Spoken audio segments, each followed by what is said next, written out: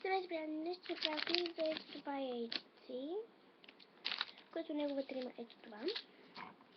И едно яйце. Сега съм го сложила да пораства в вода. Трябва една чаша вода и го слагате в водата. В това време ние ще отворим това. Ето така. Така. И сипваме това нещо вътре.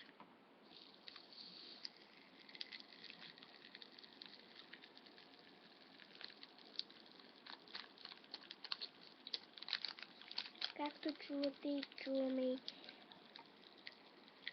гърмини и покъде. Една печка гори.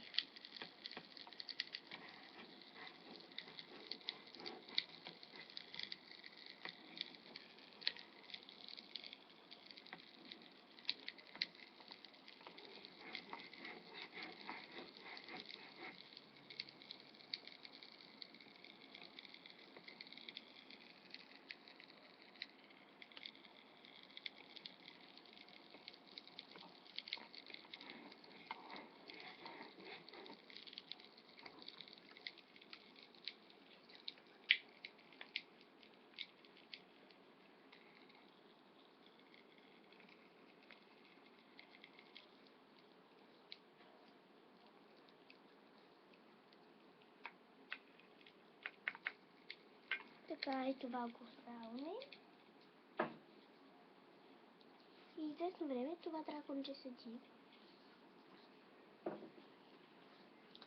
И след много време, слагате го сутринта, някъде към след обяда или там някъде, става ето това. Се случва. Меко. Така. Благодаря, че бяхте с мен. Довиждане!